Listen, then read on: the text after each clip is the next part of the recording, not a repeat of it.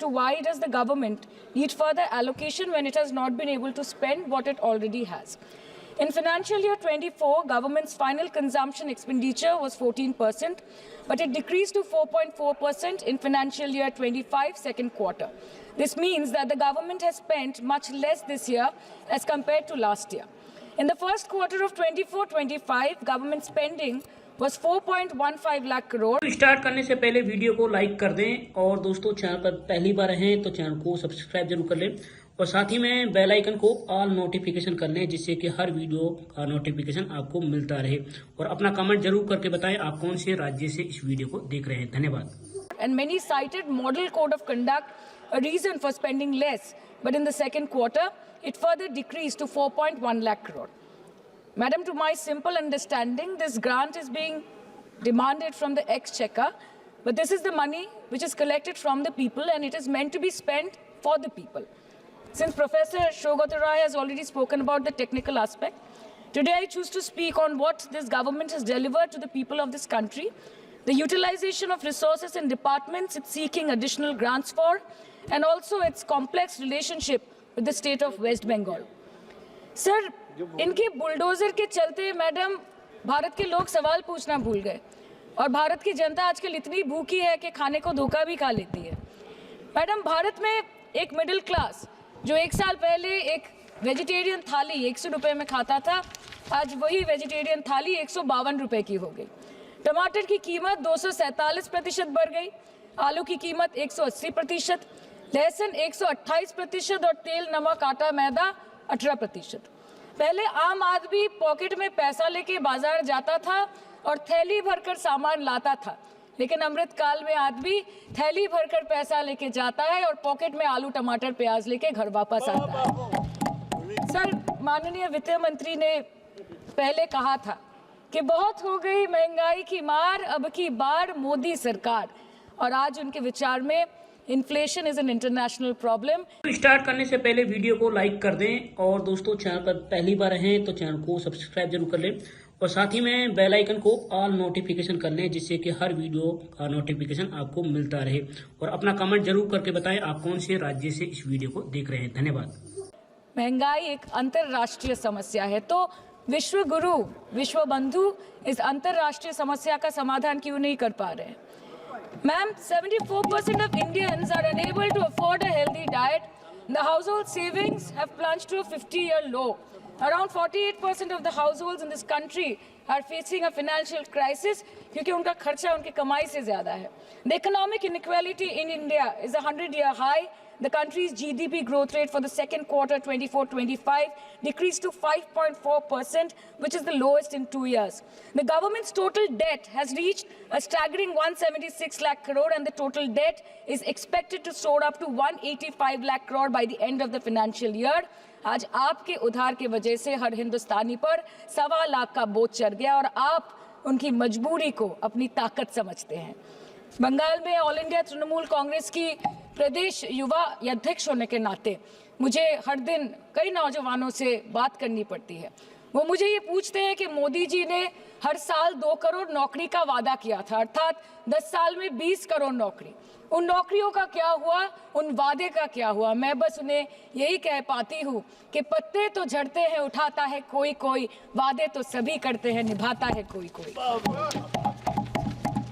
Ma'am, as per the latest report by CMIE, the unemployment rate has risen to 9.2% in June 2024 as compared to 4.9% in 2013-2014. Female unemployment rate is much higher at 18.5% in June 2024 as compared to 7.7% in 2013-14. Around 37% of working women are unpaid. In rural areas, this figure is at a horrific 43%. प्रधानमंत्री जी बोलते हैं सबका साथ, सबका विकास, सबका विश्वास। अगर ऐसा ही है तो भारत के लोग आज देश छोड़ के क्यों जा रहे हैं? 2018 से लेके 2023 के बीच 6,70,000 भारतीय ने अपनी नागरिकता त्याग दी। सिर्फ 2022 में ये संख्या करीबन 2,25,000 की थी। In 2022 alone, 7,500 high net worth individuals with a net worth of more than 8.3 crore or more left India. नवंबर 2022 से सितंबर 2023 सिर्फ 10 महीने में 96,917 Indians were arrested attempting to cross the United States illegally. Modi ji कहते हैं कि वो सबके साथ है, मगर ये आंकड़े बोलते हैं जो सबका होता है वो किसी का नहीं होता। और बंगाल के साथ तो कुछ अलग ही रिश्ता है इनका।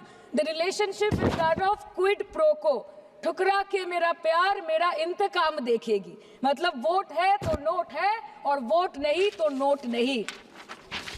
As per the available reports, as on 19 July, rupees 1.23 lakh crore is already due from the government of West Bengal against flagship programs like Manrega, PM Awas Yojana, Gram Sadak Yojana, National Health Mission, Central Food Subsidy.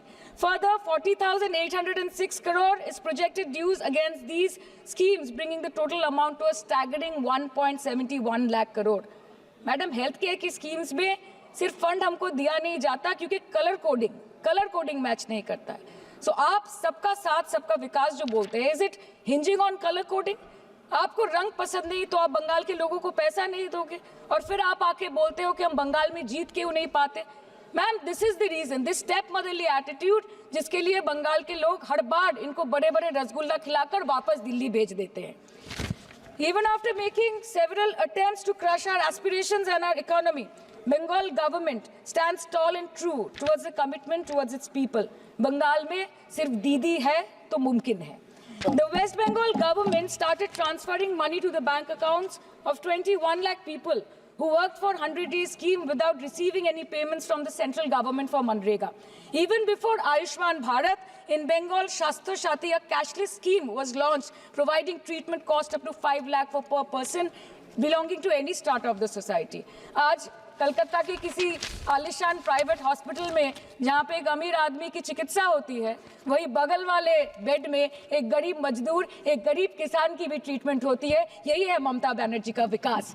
और आपके अमृत काल में the cost of medical treatment has been doubled in the last 5 years।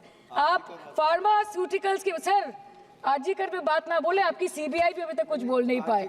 हम लोगों ने जो, हमारी police ने जो बोला था, they are still sticking to that. So उसके बारे में मत बात करें, ठीक है? आप उत्तर प्रदेश के बारे में बात करें ना sir. Sir, medical inflation is at 14%। Regularly लिए जाने वाले दवाइयों की कीमत 50% बढ़ गई। आप सिविल एविएशन के लिए ग्रांट्स मांग रहे हैं। एक डोमेस्टिक फ्लाइट, उसकी राउंड ट्रिप की टिकट 20 से 30 हजार में बिक रही है। आम आदमी आज हवाई चप्पल पहन के हवाई जहाज नहीं चल रहा, आम आदमी हवाई चप्पल बेच के हवाई जहाज चल रहा है। You are demanding funds for education but conveniently ignoring the fact that 11 lakh children have dropped out of school according to your own data. आज भारत में सिर्फ 47.51% स्कूलों के पास कंप्यूटर की फैसिलिटीज है और उसमें 33% के पास internet connection. In law and justice, you are not being able to provide legal aid to more than 1% of the eligible population. In public enterprises, 5.1 lakh public sector jobs have disappeared in the last 10 years.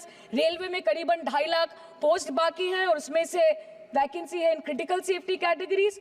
नए भारत में आजकल train पटरी के ऊपर कम और पटरी के बाहर ज़्यादा चलती है। मुझे दुख लगता है इस सदन में ये कहते हुए मैडम कि मैंने अपने लोकसभा क्षेत्र जादवपुर लोकसभा क्षेत्र के लिए एक बारुईपुर कोबी सुभाष मेट्रो एक्सटेंशन की मांग की थी। मुझे डिपार्टमेंट से ये चिट्ठी मिली जिसमें उन्होंने लिखा है that this project is not economically viable and this project is unremunerative. तो आपको अगर सब जगह से पैसा चाहिए तो मुझे ये बात समझ में नहीं आती कि लोग खुद के लिए आपको वोट देते हैं कि आपके फायदे के लिए वोट देते हैं। मैं आपको इतना ही बोलना चाहती हूँ, दिस वाज द रीजन, अपने प्रॉफिट के लिए आज इन्होंने सीनियर सिटीजन का कंसेशन भी बंद कर दिया और सीना ठोक के ये बोलते हैं कि 2022-23 अर्थ वर्ष में हमने 15 करोड़ वरिष्ठ नागरिक से 2242 करोड़ कमाए। धन्यवाद माननीय सदस्य। मैं 2 बात और बोल के खत्म कर दूंगी कि लोकसभा पे खर्च करके क्या फायदा मैडम, जब यहाँ पे विपक्ष को बोलने का अधिकार ही ना हो।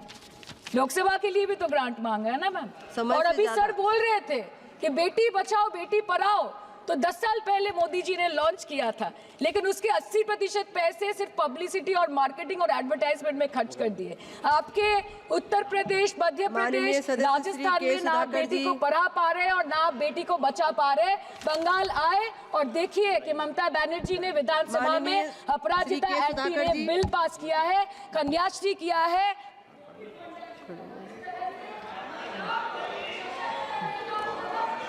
Thank you madam. Thank you madam. Start करने से पहले वीडियो को लाइक कर दें और दोस्तों चैनल पर पहली बार हैं तो चैनल को सब्सक्राइब जरूर कर लें और साथ ही में बेल आइकन को ऑल नोटिफिकेशन कर लें जिससे कि हर वीडियो का नोटिफिकेशन आपको मिलता रहे और अपना कमेंट जरूर करके बताएं आप कौन से राज्य से इस वीडियो को देख रहे हैं। धन्यवाद। नमस्कार साथियों, आप देख रहे हैं भारत 24 हिंदी न्यूज। ये हैं टीएमसी की सांसद सयानी घोष जो ममता बनर्जी से भी आगे निकल गई है। उनका भाषण सुनिए क्या कहा उसने।